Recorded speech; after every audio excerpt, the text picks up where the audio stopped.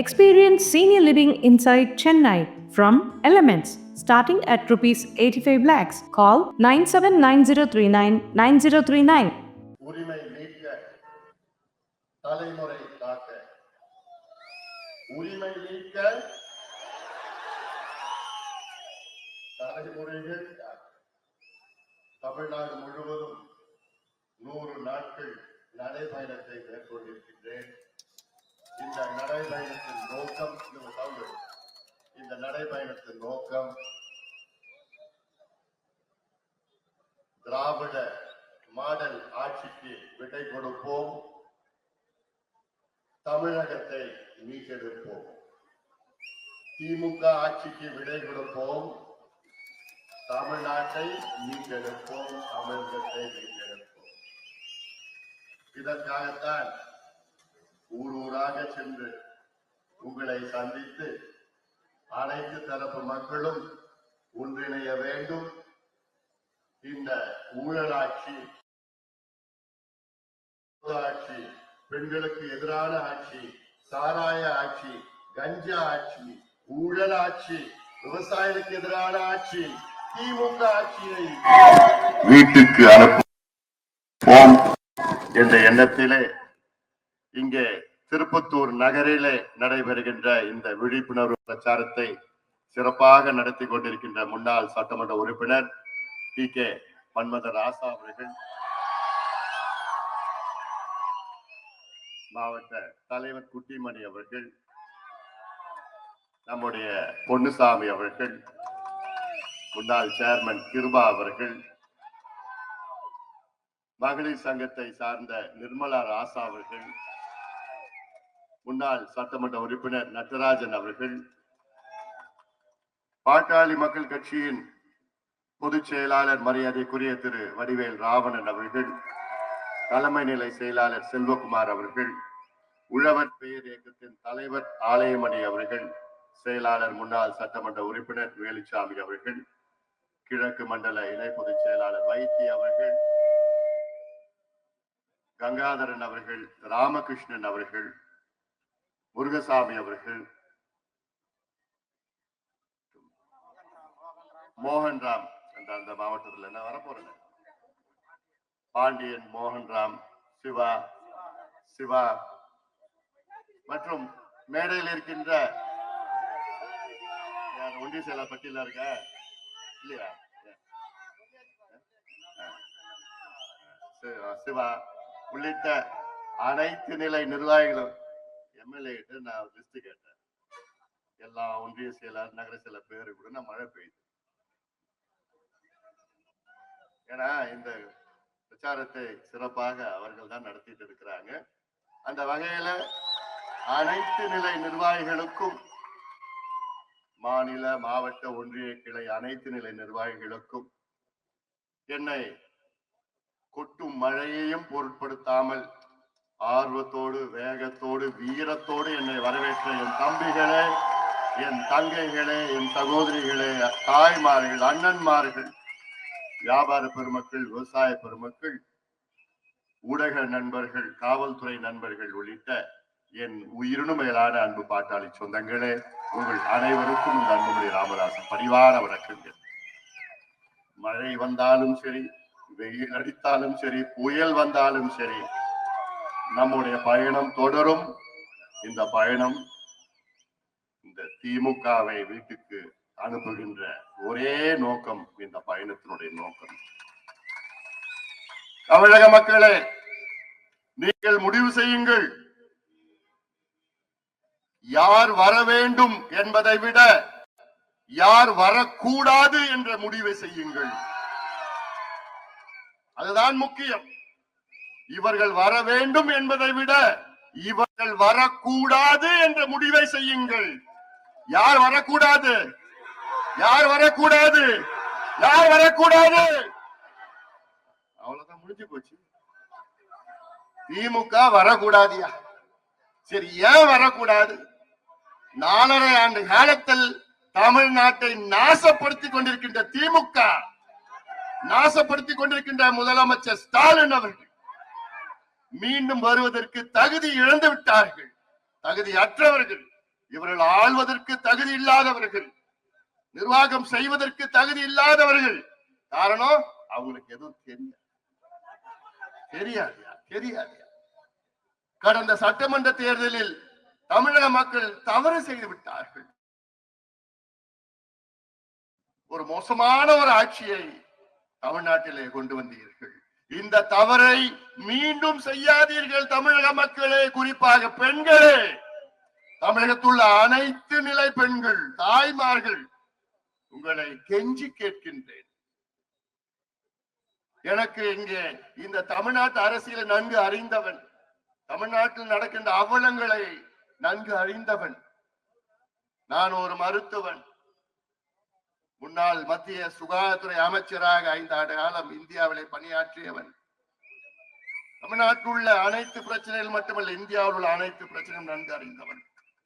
தமிழ்நாட்டில் உள்ள அனைத்து நிலையில் உள்ள அனைத்து ஒன்றியங்கள் உள்ள என்னென்ன பிரச்சனைகள் இருக்கிறது, அதற்கு என்னென்ன தீர்வுகள் இருக்கிறது. அதனால்தான் நான் சொல்கின்றேன், இந்த ஊழல் திமுக ஆட்சியை வீட்டுக்கு அனுப்புங்கள். வேண்டாம், இந்த ஆட்சி வேண்டாம். இந்த திராவிட மாடல் சொல்கிறார்களே, இந்த திராவிட மாடல்னா அம்பாசிடர் மாடல், பழைய மாடல் முடிஞ்சு போச்சியா, முடிஞ்சு போன மாடல். நம்ம டி கே ராசா தான் ஒரு அம்பாசிடர் கார் வந்து அந்த காலேஜ்ல வச்சுக்கிட்டு அது பாலிஷ் பண்ணி வச்சுட்டு இருப்பார்.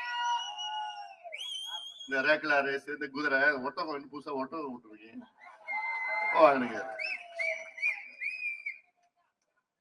இப்படி இவர்கள் மக்களை ஏமாற்றுகின்ற இந்த திமுக ஆட்சியை வீட்டுக்கு அனுப்ப வேண்டும். குறிப்பாக பெண்கள். நான் ஏன் திருப்பி பெண்கள் சொல்லிட்டு இருக்கேன்னா, பெண்களுக்கு இன்னைக்கு தமிழ்நாட்டுல பாதுகாப்பு இல்லை. அதாவது 4 வயது குழந்தை, பெண் குழந்தையிலிருந்து 80 வயது பாட்டி வரைக்கும் பாதுகாப்பு இல்லை. இது ஏன் நான் ஏதோ சும்மா சொல்றேன்னு இல்ல. 2 நாளுக்கு முன்பு 4 வயது ஒரு பெண் குழந்தைய பாலியல் வன்கொடுமை செய்த கொடூரம் தமிழ்நாட்டில். 3 வாரங்களுக்கு முன்பு திருவள்ளூர் மாவட்டத்தில் கும்மிடிப்பூண்டி அருகில ஆரப்பாக்கம் கிராமத்துல ஒரு 8 வயது குழந்தை பள்ளிக்கூடம் முடிச்சுட்டு பாட்டி வீட்டுக்கு போயிட்டு இருக்கு. அந்த குழந்தையை கடத்திட்டு போய் பாலியல் வன்கொடுமை செய்த கொடூர ஒருத்தன், மனித மிருகம். அவனை பிடிக்கிறதுக்கு துப்பு கிடையாது. பாட்டாளி கட்சியினுடைய நிர்வாகிகள் போய் காவல் நிலையத்தை முற்றுகையிட்ட பிறகுதான் எஃப்ஐஆரை பெறலாம்.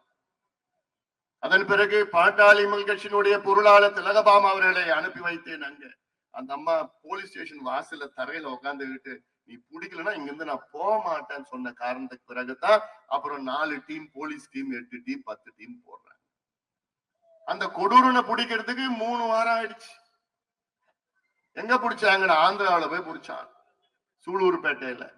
அவனை பிடிச்சிட்டு அவன் சொல்றான், போலீஸ் கிட்ட சொல்றான், நான் திங்கட்கிழமையில இருந்து வியாழக்கிழமை வரைக்கும் ஆந்திராவில வேலை செய்யறேன். வெள்ளி சனி ஞாயிறு தமிழ்நாட்டுக்கு நான் போயிடுவேன். ஏன் போனா தமிழ்நாட்டுல தான் எங்க பார்த்தாலும் சாராயம் கிடைக்கும், கஞ்சா கிடைக்கும், போதை மாத்திரை கிடைக்கும். வெக்க கேடியா, இது ஒரு ஆட்சியாயா? தூக்கி போறீங்க அந்த ஆட்சிய, தூக்கி போறீங்க அந்த திமுக ஆட்சிய. சொல்றான் அவன் அசாம்காரன் ஆந்திராவில வந்து வேலை செஞ்சுட்டு குடிக்கிறதுக்கும் கூத்தடிக்கிறதுக்கும் கஞ்சா வைக்கிறதுக்கு சாப்பிடுறதுக்கும் இங்க தமிழ்நாட்டு வந்து போறானா? என்ன ஆட்சி நடத்துறீங்க நீங்க? எதுக்கு ஆட்சி நடத்துறீங்க? ஆட்சி நடத்துவதற்கு துப்பு இல்லாதவங்க ஆட்சி செய்யறீங்க. தமிழ்நாடு என்ன நினைச்சிட்டு இருக்கீங்க? எப்படிப்பட்ட மண் இந்த மண்? இங்க கூத்தடிக்கிறதுக்கு அந்த மண்ணுக்கு வரணும். இந்த லட்சணத்துல முதலமைச்சர் ஸ்டாலின் ஆட்சியார். இந்த நிலைத்தான் தமிழ்நாடு முழுவதும். அண்ணா நகர்ல பார்த்தா 12 வயசு குழந்தைய கற்பழிக்கிறான், பொள்ளாச்சியில கற்பழிக்கிறான், திருப்பத்தூர்ல எங்க பார்த்தாலும் இதெல்லாம் நடக்குது. தினம் சம்பவம். ஏன்? மதுவும் கஞ்சாவும் போதை மாத்திரையும் சரளமா கிடைக்குது. இதை கட்டுப்படுத்த முடியலையே.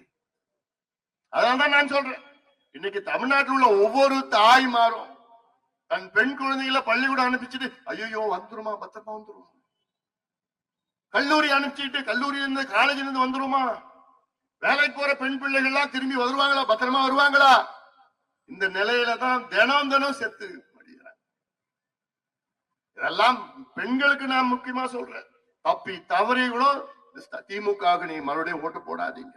1000 ரூபாய் நம்ம உரிமை தொகையா, பெண்கள் உரிமை தொகை பேர் வச்சுக்கிறான் பாரு, உரிமை. என்ன உரிமை கொடுத்தீங்க? அந்த 1000 ரூபாய் கொடுத்துக்கிறதுக்கு அந்த காலையில 1000 ரூபாய் கொடுத்தா சாயங்காலம் எங்க போகுது 1000 ரூபாய்? டாஸ்மாக் கடைக்கு போகுது. வீட்டுக்காரன் பிடிக்கிறான், பொருளை பிடிக்கிட்டு குடிச்சிட்டு போயிடுறான். அப்போ இதுதான் நிலை, இதுதான் தலையெழுத்து. இது இந்த போதை மாத்திரை யாரு விற்கிறா? இப்போ 6 மாதத்துக்கு முன்பு ஜாஃபர் சாதிக்குன்னு ஒருத்தனை பிடிச்சானுங்க. அவன் எதுக்கு பிடிச்சானோ, இவங்க பிடிக்கல, மத்தியில இருந்து பிடிச்சானுங்க. பிடிச்சி விசாரணை பண்ணா அவன் 3000 கோடிக்கு போதை, 3000 கோடிக்கு இன்னும் விசாரணை நடத்திட்டு இருக்கிறாங்க. அவன் யாருன்னா திமுக கட்சிக்காரன், திமுகவுடைய நிர்வாகி, உறுப்பினர் மட்டும் இல்ல, நிர்வாகி. அவன் நிறைய சினிமா எடுத்திருக்கிறான், திமுக நிறைய பணத்தை கொடுத்திருக்கிறான். அப்போ இப்படி போன்றவர்கள் தான் திமுகவில் இருக்கின்றார்கள். அதனாலதான் காவல்துறை அவங்க மேல நடவடிக்கை எடுக்க மாட்டாங்க. கஞ்சா விற்கிறாங்கன்னா, போலீஸ்ல பிடிச்சாங்கன்னா உடனே அங்க இருக்கிற திமுக பகுதி செயலாளர், திமுக ஒன்றிய செயலாளர், திமுக மாவட்ட செயலாளர் போலீஸுக்கு போன் பண்ணி, யோ இது நம்ம இல்லையா, விட்டுடியா. காவல்துறை என்ன பண்றாங்க, எதுக்கியா நமக்கு பிரச்சனை இல்ல, டிரான்ஸ்பர் பண்ணி விட்டுருவாங்க, அவனை விட்டுறாங்க. விற்கிறது எல்லாம் திமுக காரங்க. பார்த்தாலும் இதான் நடக்குது. அதனாலதான் நான் கேட்கிறேன், நான் இதுனா தமிழ்நாடா இல்ல கஞ்சா நாடா? காவல்துறைக்கு நீங்க சுதந்திரமா செயல்பட விட்டா மிக சிறந்த முறையில் செயல்படுவாங்க. ஆனா சுதந்திரம் இல்ல காவல்துறை. இங்க கூட பார்த்தா ஒரு சம்பவம், ஒரு பள்ளிக்கூடத்துல ஒரு சின்ன பையன் 16 வயசு மர்மமான முறையில இறந்து கிடக்குறான். என்னன்னா தற்கொலை. இவங்க எப்படி சொல்லுவாங்க தற்கொலை? அதற்கு விசாரணை நடத்தணும், தீவிரமான விசாரணை நடத்தணும். இல்லைன்னா நாங்க மிகப்பெரிய அளவுல போராட்டம் பண்ணுவோம். இதெல்லாம் ஒரு சம்பவம் கிடையாது. பள்ளி கல்வித்துறை அமைச்சர் அவர் தொகுதியில ஒரு 5 நாளுக்கு முன்னாடி ஒரு பையன் மர்மமான முறையில் இறந்து கிடக்கிறான், அதுவும் தற்கொலை. இவங்களே சொல்லிக்கிறது தற்கொலை, விசாரணை எல்லாம் கிடையாது. இப்படி அடுக்கடுக்கா சம்பவங்கள் வந்துட்டு இருக்குது. அதனாலதான் நான் கேட்கிறேன், நான் முடிவெடுங்கள், முடிவெடுங்கள். திருப்பத்தூர் மாவட்டம் கொண்டு வருவதற்கு நம்முடைய இனமான காவலர் சமூகநீதி போராளி மருத்துவர் ஐயா அவர்களும் பாட்டாளி மகிழ்ச்சியும் எவ்வளவு போராட்டம் செய்து மாவட்டம் பிரிந்த பிறகு ஏதாவது ஒரு வசதி இருக்கா? அடிப்படை வசதி இருக்கா? கலெக்டர் ஆபீஸ் மட்டும் கட்டிட்டாங்க, ஆஸ்பத்திரியில் இருக்கு டாக்டர் இல்லை. இதையெல்லாம் சிந்தியுங்கள், சிந்தித்து நிச்சயமாக இப்ப கேட்டாங்களே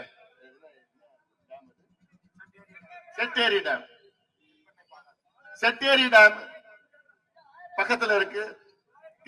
கிருஷ்ணகிரி டேம்ல இருந்து ஒரு 27 கிலோமீட்டர் ஒரு கால்வாய் மூலமா அந்த தென்பெண்ணை பாத்தீங்கன்னா வருஷத்துல 3-4 முறை வெள்ள அபாயம், வெள்ளப்பெருக்கு, தண்ணி வந்து கடல்ல போயிட்டு இருக்குது. அதுல ஒரு 27 கிலோமீட்டர் ஒரு கால்வாய் வச்சு செட்டேரியில போட்டா 200 கிராமம் செழிக்கும், குடிநீர் பெருகும், நிலத்தடி நீர் உயரும். இந்த அடிப்படை குடும்பமா உங்களால பண்ண முடியாதுயா. இதெல்லாம் அடிப்படை திட்டம், இதுதாயா செய்யணும். நீ கொடுக்குற 1000-2000 பிச்செல்லாம் வேணாம் ஐயா. நீ கொடுக்குற பணம் எல்லாம் வேண்டாம். அந்த பணத்தை இதுல போடியா. எங்களுக்கு நாங்க என்ன கேட்டோம், இந்த பிள்ளைங்களுக்கு படிப்பு குடியா, வேலை குடியா, சுயமரியாதை வாழணும், அதே நான் கேட்கட்டும். நீ போடுற பிச்சையோ, நீ விற்கிற சாராயமோ, நீ விற்கிற கஞ்சா, செய்யற ஊழல், கொள்ளடிச்சுட்டு இருக்கிற என்றுதான் இந்த மாவட்டத்தில் உள்ளதான் பாலாறு வருது, பில்லூர்ல இருந்து வருது. இந்த பாலாற்றுல தடுப்பணை கட்டு எத்தனை முறை சொல்லி இருக்கிறோம். பாலாற்றை காப்போம் என்று 2 நாள் நடைபயணத்தை நான் மேற்கொண்டேன். அதே போன்ற பாலாற்றை காப்போம் என்று மருத்துவர் ஐயா அவர்கள் 1996 வாணியம்பாடியிலிருந்து வாழஜாருக்கு சைக்கிள் பேரணி 3 நாள். எதுக்கியா நாங்க சொல்றோம்? யாரு வேற எந்த கட்சியாவது, வேற எந்த இயக்கமாவது இந்த பாலாத்தை காக்கணும், தடுப்பணை கட்டணும், இணைக்கணும், இதுல நீர் மேலாண்மை இப்படி எல்லாம் யாராவது சொல்றாங்களா? இல்லையே, யாரும் சொல்றது இல்லையே. எங்களுக்கு மட்டும் எதுக்கு அந்த ஆதங்கம்? ஏன்னா எங்களுக்கு வரும் சந்ததியினருக்கு நல்ல உலகத்தை நாம் விட்டு செல்ல வேண்டும். இந்த மண் எல்லாம் நல்ல மண், விவசாய மண்.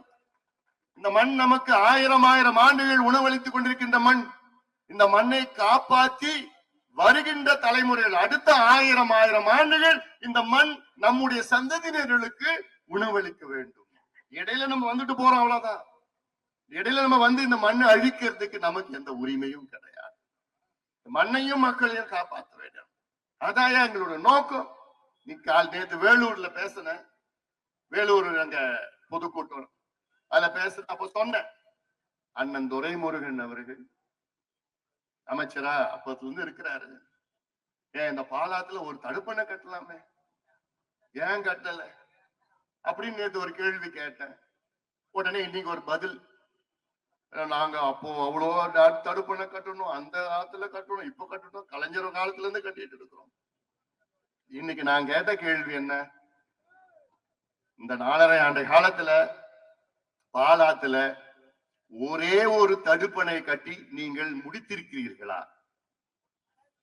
கிடையாது.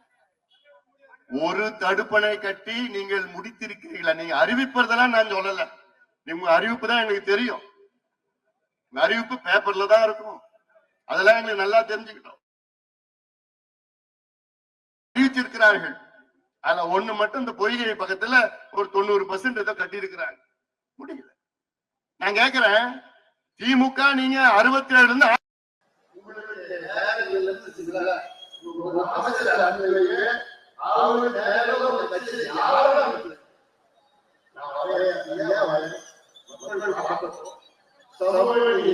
அப்படி நீங்க என்ன செஞ்சிருக்கீங்க? சாதியாவை கணக்கெடுப்பு நடத்துவதற்கு தமிழக அரசுக்கு அதிகாரம் இருக்கிறதா இல்லையா? இந்த விவாதம் நேரலையில மக்கள் பார்க்கணும். நான் தயாரா இருக்கேன். சமூக நீதிக்கும் திமுகவுக்கும் எந்த சம்பந்தம் கிடையாது, எள்ளளவும் சம்பந்தம் கிடையாது. இதெல்லாம் சித்திகள் ஏமாற்றினார். தமிழ்நாட்டில் 2 பெரிய சமுதாயம், வன்னியர் சமுதாயம், பட்டியலின சமுதாயம். இந்த 2 சமுதாயங்களுடைய வாக்குகள் மட்டும்தான் திமுக வேண்டும். இந்த 2 சமுதாயத்தை பற்றி அவங்க எந்த அக்கறை கிடையாது. அவங்க படிக்க கூடாது, முன்னேற கூடாது, வேலைக்கு போக கூடாது, பொருளாதார முன்னேற்றம் வரக்கூடாது. அதை தெளிவா இருக்கிறாங்க திமுக. அதான் நான் கேட்கிறேன், இன்னைக்கு திமுகல 127 எம்எல்ஏக்கு இருக்கிறீங்க. 127 எம்எல்ஏ 23 வன்னியர்கள், 21 பட்டியலினத்தை சார்ந்தவர்கள். 127 கிட்டத்தட்ட 44 எம்எல்ஏக்கள் இந்த 2 சமுதாயத்தை சார்ந்தவர்கள். இந்த 2 சமுதாயத்துக்கும் இந்த 4.5 ஆண்டு காலத்துல என்ன செய்வீர்கள்? சார்ந்தவர்களே எல்லாம் செஞ்சீங்களா? ஒண்ணும் கிடையாது, ஒண்ணுமே கிடையாது. ஆனா தேர்தல் வந்ததுன்னா 2 சமுதாயத்தை வச்சுதான் இவங்க ஆட்சிக்கு வருவாங்க.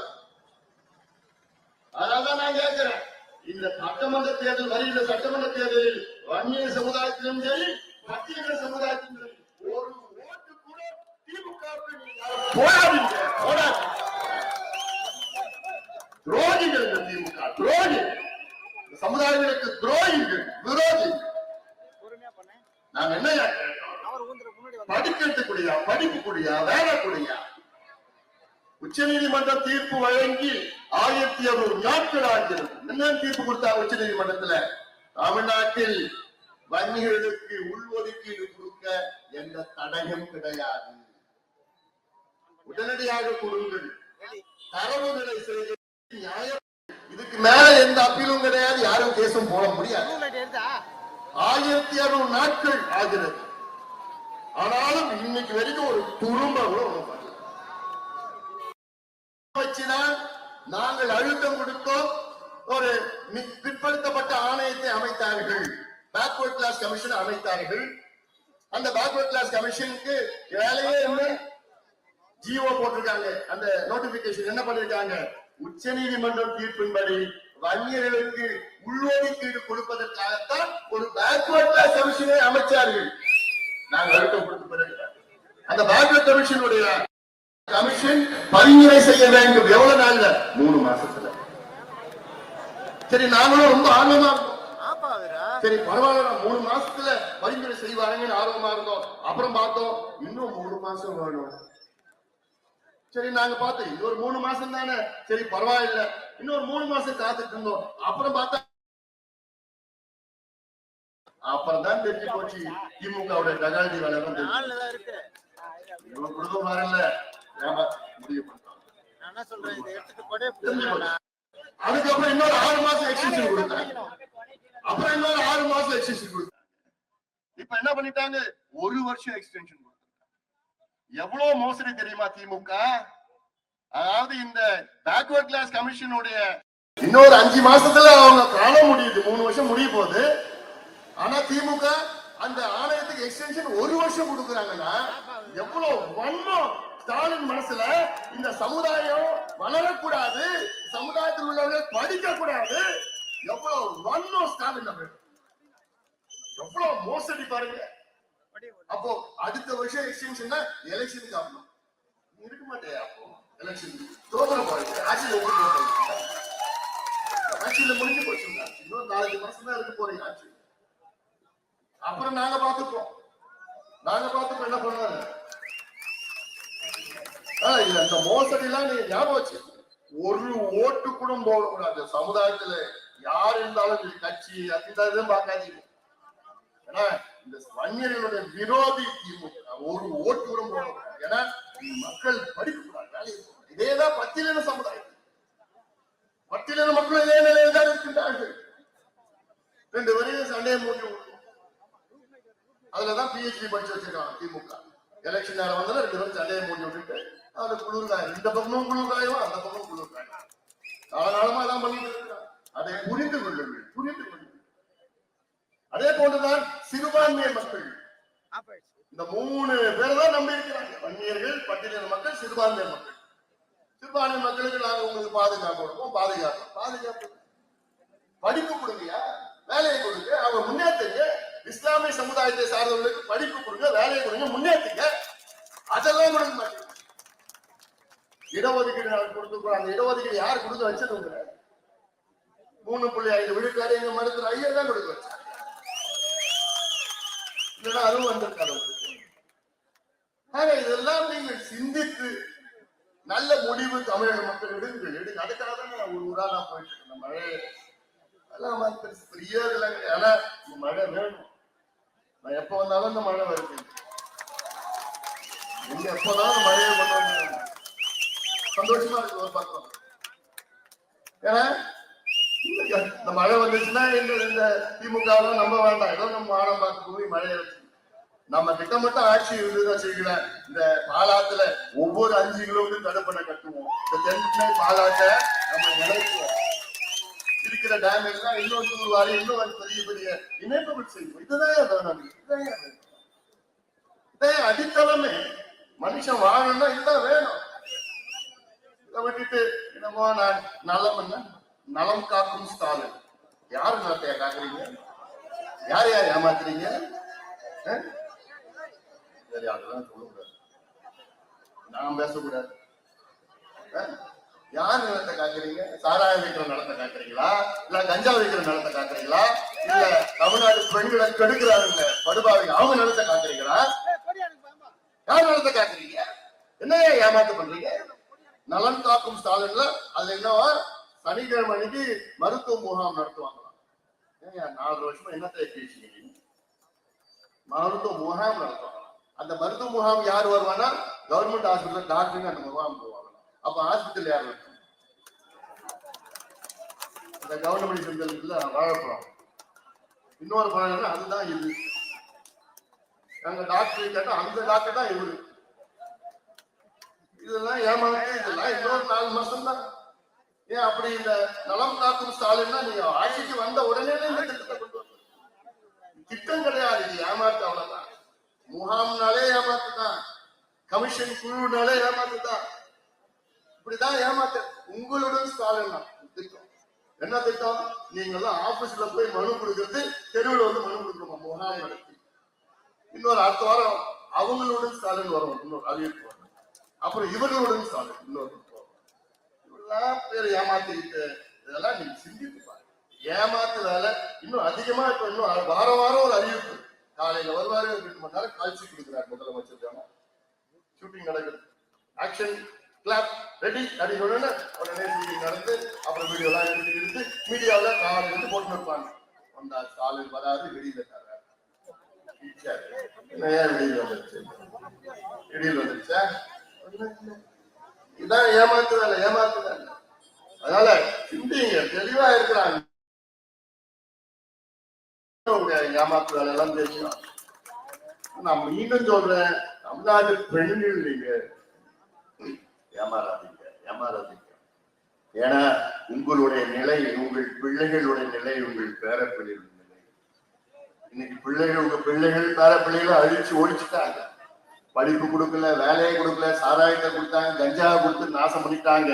மீண்டும் இவர்கள் வந்தார்கள் என்றால் அடியோடு மறந்துடுங்க. உங்க பிள்ளைகளையும் பேரப்பிள்ளைகளையும் அடியோடு மறந்துடும் தமிழ்நாட்டு மக்கள். இந்த தப்பை தயவு செய்து செய்யாதீங்க பெண்களே, தமிழ்நாட்டுடைய தாய்மார்களே.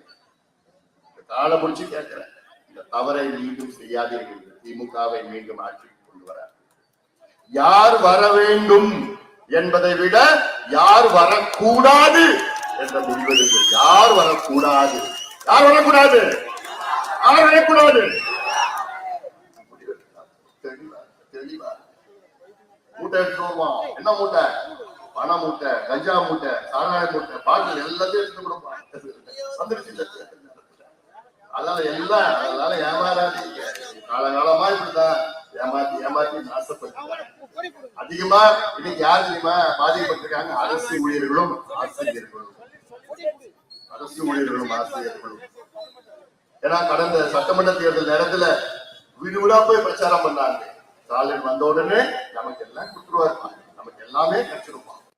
இப்படிதான் தெருவா வீடு வீடா போய் ஆசிரியர்களும் அரசு ஊழியர்களும் பிரச்சாரம் பண்ணி அவங்க குடும்பத்து ஓட்டு எல்லாம் ஓட்டு போட்டு ஸ்டாலினை வர வச்சாங்க. இன்னைக்கு போட்டாரு பாரு ஒரு நாமம், பெரிய நாமம், கோவிந்தா கோவிந்தா. அரசு ஊழியர்களையும் ஆசிரியர்களும் தெருவில் நிக்க வச்சுட்டாரு ஸ்டாலின். ஏன்? அவங்க கேட்டது என்ன கேட்டாங்க? எங்களுக்கு பழைய ஓய்வூதியத்தை கொடுங்கயா, 2003 முன்பு நடந்த ஓய்வூதியத்தை அதுதான் கேட்டாங்கய்யா. நியாயமான கோரிக்கையா அது? இதுக்காக நாங்க எத்தனை முறை போராட்டம் பண்ணோம். நாங்க பாட்டாளி மகிழ்ச்சி எத்தனை தெருவுல நின்று எத்தனை போராட்டம் பண்ணுச்சு. இது சாதாரண ஒரு விஷயம். இந்தியாவில 7 மாநிலங்கள்ல பழைய ஓய்வூதியத்தை கொடுத்திருக்கிறார்கள். அப்போ மத்த மாநிலங்கள்ல கொடுக்க முடியுது, ஏன் உங்களால கொடுக்க முடியல? ஏன் தமிழ்நாட்டுல கொடுக்க முடியல? அதுக்கு ஒரு ஏமாற்று. அதுக்கு ஒரு என்ன ஏமாத்துறோம் என்ன பண்ணுவாங்க? திமுகவுல குழு போடுவோம். ஏமாத்திரம் என்ன பண்ணுவாங்க? குழு போடுவோம். அதுக்குதான் அதேதான் இதுக்கு குழு போட்டாங்க திமுக. ககன்தீப் சிங் பேடி அவர்கள் மூத்த IAS அதிகாரி, நல்லவர். அவர் தலைமையில ஒரு குழு போட்டு அரசு ஊழியர்களுக்கு பழைய ஓய்வூதியம் கொடுக்கலாமா வேணாமா பரிந்துரை செய்வதற்கு ஒரு குழு. இதுக்கு ஒரு குழு தேவையா? முதலமைச்சர் கையெழுத்து போட்டா போதும். இது ஒரு பெரிய மேட்டராயா? மத்த மாநிலங்கள்ல கொடுக்கிறான், உங்களால கொடுக்க முடியாதா? ஆனா இது எவ்வளவு? 3வது குழு. 2016 ஒரு குழு போட்டாங்க. சாந்தா ஷீலா நாயர் அவர் தலைமையில் ஒரு குழு. அதன் பிறகு 2019 ஒரு குழு. ஸ்ரீதரன் அவர்கள் தலைமையில் ஒரு குழு. 3வது குழு ககன்தீப் சிங் பேடியில் ஒரு குழு. ஆனாதான் இன்னைக்கு அரசு ஊழியர்களும் ஆசிரியர்களும் தெருவில் நின்று தினமும் போராடிட்டு இருக்கிறாங்க. இன்னொன்னு, ஓய்வு பெற்றவர்களுக்கு இன்னைக்கு பென்ஷன் வரல, காசு வரல. அவங்க எல்லோ கனவுல 40 வருஷம் வேலை செஞ்சு 30 வருஷம் வேலை செஞ்சு இன்னைக்கு ஓய்வு பெற்று பார்த்தா என் பொண்ணு கல்யாணம் பண்ணும், ஏதோ ஒரு வீடு கட்டணும், ரிட்டையர் ஆயிட்டோம் வீடு கட்டணும்னு அந்த எண்ணெல்லாம் இன்னைக்கு காற்றோட போச்சு. ஏன்னா அந்த காசு இல்ல. இப்படி எல்லாம் ஏமாத்தி திமுக ஆட்சிக்கு வருவதற்கு முன்பு என்ன சொன்னாங்க? நாங்கள் ஆட்சிக்கு வந்தவுடன் 3 லட்சம் அரசு வேலைகளை பணியிடங்களை நாங்கள் நிரப்புவோம், காலியிடங்களை நிரப்புவோம். எவ்வளவு? 3 லட்சம் அரசு காலியிடங்களை பணியிடங்களை நிரப்புவோம். அது மட்டுமில்ல, நாங்கள் ஆட்சிக்கு வந்து 2 லட்சம் புதிய அரசு பணியிடங்களை உருவாக்குவோம். 5 லட்சம். வருஷம் 1 லட்சம் பேர் ரிட்டையர் ஆயிட்டு இருக்கிறாங்க. ஆக கிட்டத்தட்ட 7 லட்சம் பேர் இன்னைக்கு நியமனம் பண்ணிருக்கணும். 4.5 ஆண்டு ஆயிடுச்சு. எவ்வளவு பேர் நியமனம் பண்ணிருக்காங்க இந்த 4.5 ஆண்டுல? 44,000 பேர். ஆனா சொன்னது 7 லட்சம், பண்ணது 44,000. அந்த 44,000ல 15,000 தற்காலிகம், டெம்பரரி. பர்மனன்ட் 29,000. இப்போ எந்த வேலை எடுத்தாலும் கான்ட்ராக்ட், ஒப்பந்தம், அவ்வளவுதான். போக்குவரத்து அதுல பார்த்தா ஒப்பந்தம். எந்த வேலை எடுத்தாலும் ஒப்பந்தம். என்ன ஒப்பந்தம்? அந்த ஒப்பந்தம் எப்படின்னா, இவங்களுக்கு வேண்டிய கம்பெனி கொடுக்கறது. இவங்க வேண்டிய கம்பெனியை கொடுத்துட்டு ஏன்னா இப்ப இளைஞர்களுக்கு அவ்வளவு பேர், நான் சொல்றேன் 1,30,00,000 படித்த இளைஞர்கள் தமிழ்நாட்டுல வேலை இல்லாம இருக்கிறான். 1,30,00,000 இளைஞர்களுக்கு வேலை இல்ல. வேலை இல்லாத காரணத்தால் தான் குடிக்கிறான், கஞ்சா போதையில ஏதோ திசை மாறி போயிடறான். வேலை இருந்துதான் அவன் போக மாட்டான். அதற்கு என்ன, நீ ஒப்பந்தம் போட்டினா உனக்கு வேண்டிய கம்பெனியோட ஒப்பந்தம் போடுறேன். நான் உதாரணம் சொல்றேன், போக்குவரத்துல ஒப்பந்தம் போடுறான். அந்த கம்பெனி யாரோ திமுக காரன் கம்பெனி. அதுல என்ன பண்ற, இளைஞர்களுக்கு 10,000 ரூபாய்க்கு உனக்கு நான் வேலை கொடுக்குறேன். ஒப்பந்தம்னா டெம்பரரி வேலை 10,000 ரூபாய்க்கு. ஆனா என்ன பண்ற, அந்த கம்பெனிக்காரன் 6,000 ரூபாய் தான் அந்த இளைஞர்கள் கொடுக்குறான். மீதி 4,000 ரூபாய் அவன் எடுத்துட்டு போறான். ஏன்னா அவன் என்ன பண்ணணும், திமுக கமிஷன் கொடுக்கணும். எல்லா துறையிலும் நாசம் பண்ணிட்டாங்க, எல்லா துறையிலும் நாசம் பண்ணிட்டாங்க. நாங்கள் ஆட்சிக்கு வந்தால் தமிழ்நாட்டில் இருக்கின்ற தொழிற்சாலைகளில் 75 விழுக்காடு உள்ளூர் இளைஞர்களுக்கு வேலை வாய்ப்பை உருவாக்குவோம் என்று வாக்குறுதி கொடுத்தீங்களே ஸ்டாலின் அண்ணாச்சி, உங்க வாக்குறுதி என்னாச்சு? பொய் பொய் பொய் பொய். பொய்யை தவிர வேற எதுவும் கிடையாது. கோர்ட்டுக்கு போனா புக்கில் வச்சு, கீதையிலயோ பைபிள்லயோ வச்சு உண்மையை தவிர வேற எது இல்லை. திமுக பொய்யை தவிர வேற எது, பொய் பொய் எல்லாத்திலயும் தான். ஊர்காவல் படையில இருந்து எல்லாமே ஏமாற்று வேலை. எவ்வளவு பெரியா இருக்கிறாங்க, வேலை வேணும் வேலை வேணும் வேலை வேணும். எங்க கிட்ட ஒரு 6 மாசம் கொடுத்து பாருங்க, 6 மாசம் கொடுத்து பாருங்க, தமிழ்நாட்டை சுத்தப்படுத்தி. நான் தான் சொன்னேன், இன்னைக்கு காவல்துறை தெரியாம யாராவது கஞ்சா வைக்க முடியுமா? ஒரு பொருளும் ஒரு மாத்திரை வைக்க முடியுமா? ஒரு ஊசி வைக்க முடியுமா? நான் ஆட்சியில இருந்தேன்னா, ஆட்சி பொறுப்பேற்று அடுத்த நாள் எல்லா எஸ்பியும் நான் கூப்பிடுவேன். தமிழ்நாட்டுல 38 மாவட்டம் இருக்கு. அந்த 38 மாவட்டத்துல 37, சென்னையில 38வது வச்சுக்க. சென்னையில பாத்தீங்கன்னா கமிஷனர், மீதி இருக்கிற இடத்துல சில இடத்துல மதுரையில கமிஷனர், எல்லாம் கமிஷனரும் எஸ்பியும் வர வச்சுக்கிட்டு நான் சொல்லுவேன், நாளைக்கு ஒரு நாள் தான் உங்களுக்கு டைம். நாளை மறுநாள் உங்க எல்லையில யாராவது கஞ்சா வித்தானா உங்களை நான் சஸ்பெண்ட் பண்ணிடுவேன். எஸ்பி என்ன பண்ணுவாரு, அன்னைக்கு சாயங்காலம் வீட்டுக்கு போயிட்டு, ஊருக்கு போயிட்டு எஸ்பி டிஎஸ்பி எல்லாரையும் கூப்பிட்டு வச்சு, ஓ என் வேலையை போயிடுங்க, யாராவது வச்சீங்கன்னா முன்ன நான் சஸ்பெண்ட் பண்ணிடுவேன்னு சொல்லுவார். டிஎஸ்பி என்ன பண்ணுவாரு, மீட்டிங் போட்டு இன்ஸ்பெக்டர் வச்சுக்கிட்டு, என் வேலை போயிடும், எங்கேயாவது உன் எல்லையில வித்தானா ஒன்னு நான் உடனே சஸ்பெண்ட் பண்ணிடுவேன். இப்படி எல்லாம் போய் இன்ஸ்பெக்டர் கீழே சப் இன்ஸ்பெக்டர், ஏட்டு, கான்ஸ்டபிள் எல்லாம் கூட்டு வச்சு பண்ணாங்கன்னா 2 நாள்ல சுத்தப்படுத்திடலாம் தமிழ்நாடு. இதெல்லாம் தைரியம் வேணும்யா, தில்லு வேணும்யா, தைரியம் வேணும். தைரியமா செய்யணும், என்னால செய்ய முடியும். திமுக ஏன் செய்ய மாட்டாங்கன்னா, விற்கிறதே அவங்க தான், குடிச்சாங்கன்னா அவங்க தான் மாட்டுவாங்க. எவ்வளவு உதாரணம் இருக்குது. அதனாலதான் சொல்றேன், ஆட்சி மாற்றம் வேணும், தைரியமான ஒரு ஆட்சியை கொடுங்க. என்கிட்ட கொஞ்ச நாள் ஒப்படைச்சு பாருங்களேன். என்னன்னா 1 வருஷம் வேணாம், 6 மாசம் போதும். 6 மாசம் போதும். ஏன்னா ஏன் தமிழ்நாட்டில் சாதிவாரி கணக்கெடுப்பு நடத்த வேண்டும்? இது சாதிவாரி கணக்கெடுப்பு என்பது ஏதோ ஒரு சாதி பிரச்சனை கிடையாது, இது வன்னியர் பிரச்சனை கிடையாது. இது தமிழ்நாட்டினுடைய முன்னேற்ற சமூக நீதி பிரச்சனை. சமூக நீதி பிரச்சனை ஏன் நான் சொல்றேன்னா, தமிழ்நாட்டில் எவ்வளவு சமுதாயங்கள் இருக்கிறது, கிட்டத்தட்ட 350 சமுதாயங்கள் இருக்கு தமிழ்நாட்டில். இந்த 350 சமுதாயங்கள் எந்த நிலையில் இருக்கின்றார்கள் என்று தெரிந்து கொள்ளத்தான் இந்த சாதிவாரி கணக்கெடுப்பு வேண்டும். இந்த கணக்கெடுப்பு தெலுங்கானால நடத்தி முடிச்சுட்டாங்க, கர்நாடகால 2 முறை நடத்தி முடிச்சுட்டாங்க 10 வருஷத்துல, பீகார்ல நடத்தி முடித்து விட்டார்கள், ஆந்திரா, ஒரிசா 5 மாநிலங்கள் இந்தியாவில் நடத்தி முடிச்சுட்டாங்க, நடத்திட்டு இருக்கிறாங்க. ஆனா நம்மால் ஸ்டாலின் மட்டும் சொல்றாரு, எங்களுக்கு அதிகாரம் இல்லை என்று ஒரு பொய்யை சட்டமன்றத்துக்கு உள்ளேயும் வெளியிலையும் சொல்லுகின்ற முதலமைச்சர் நீங்க பார்த்திருக்கீங்க. பொய் சொல்கின்ற முதலமைச்சர். என்ன அதிகாரம் இல்லை? முதலமைச்சர் ஸ்டாலின் அவர்களே, என்ன அதிகாரம் உங்களுக்கு இல்லை? மற்ற 5 மாநிலங்கள் செய்து விட்டார்கள், முடித்து விட்டார்கள், கணக்கெடுப்பு நடத்தி விட்டார்கள்.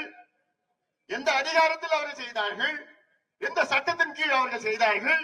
அதே சட்டத்தின் கீழ் ஏன் நீங்க செய்யவில்லை? ஏன் உங்களுக்கு அதிகாரம் இல்லைன்னு பொய்ய சொல்றீங்க? 2008 நாடாளுமன்றத்தில் ஒரு சட்டத்தை நிறைவேற்றணும். இந்திய புள்ளியியல் விவரம் சேகரிப்பு சட்டம் 2008, இந்தியன் ஸ்டாட்டிஸ்டிக்கல் ஆக்ட் 2008. அந்த சட்டத்தின் கீழ் இந்தியாவில் உள்ள பஞ்சாயத்து தலைவருக்கு கூட அவர் பஞ்சாயத்திலே சாதிவாரி கணக்கெடுப்போ வேறு எந்த கணக்கெடுப்போ நடத்துவதற்கு அதிகாரம் இருக்கிறது. ஒரு பஞ்சாயத்து தலைவருக்கு அதிகாரம் இருக்கு, முதலமைச்சருக்கு இல்லையா? 5 மாநிலங்கள்ல கணக்கெடுப்பு நடத்தி முடிச்சிட்டாங்க, உங்களுக்கு இல்லையா? தமிழ்நாட்டு முதலமைச்சருக்கு இல்லையா? யார் ஏமாத்துறீங்க? பஞ்சாயத்து தலைவருக்கு என்ன அதிகாரம்னா, அவர் பஞ்சாயத்துல எவ்வளவு வீடு இருக்கு, எத்தனை குடிசை இருக்கு, அந்த வீடு எவ்வளவு பெருசா இருக்கு, வீட்டுல பாத்ரூம் இருக்கா, இதெல்லாம் கணக்கெடுப்பு சமுதாயங்களுக்கு மேல இருக்கு. இப்போ நேத்தோட அதே உதாரணம் தான் சொன்னேன். முடி திருத்துகிறது சமுதாயம் எடுத்துக்கங்க, ரொம்ப ஏழப்பட்ட சமுதாயம். அவங்க ஒரு சமுதாயம், அந்த சமுதாயத்துல எத்தனை பேர் இருக்கிறாங்கன்னு தெரியுமா? தெரியாது. எந்த நிலையில இருக்கிறாங்கன்னு தெரியுமா? தெரியாது. அவங்களுக்கு எத்தனை வீடு இருக்கு, குடிசையில இருக்கிறாங்களா, அந்த சமுதாயத்துல எத்தனை பேர் படிச்சிருக்கிறாங்க, அரசு வேலையில இருக்கு, வீட்டுல பாத்ரூம் இருக்கா, வீட்டுல கரண்ட் இருக்குதா, அவங்க ஏதாவது பைக் வச்சிருக்காங்களா, சைக்கிள் வச்சிருக்காங்களா, நிலம் வச்சிருக்காங்களா, பட்டதாரிகள் இருக்கிறாங்களா? இந்த கணக்கெடுப்பு நடத்தினாதாயா அந்த சமுதாயத்துக்கு தனி ஒதுக்கீடு கொடுக்கலாம், இடஒதுக்கீடு கொடுக்கலாம், வேலையை கொடுக்கலாம், கடனை கொடுக்கலாம், அவளை படிக்க வைக்கலாம். இது தெரியாம எப்படியா நீ அந்த சமுதாயத்தை நீ முன்னேற்றுவ? அதே நிலையத்தானே சலவை தொழிலாளர் சமுதாயம் இருக்கு, பாவப்பட்ட சமுதாயம், மலைக்குறவர் சமுதாயம் இருக்கு, பாவப்பட்ட சமுதாயங்கள், இப்படி எவ்வளவு சமுதாயம், வன்னிய சமுதாயம் இருக்கு. எம்பிசில 115 சமுதாயங்கள் இருக்கு. இந்த 115 சமுதாயங்கள்ல எத்தனை சமுதாயம் எந்த இடத்தை எடுத்துட்டு போறான், யாருக்கு கிடைக்கல? இதை கணக்கெடுப்பு நடத்தாதாயா தெரியும்? இல்ல எப்படி தெரியும்?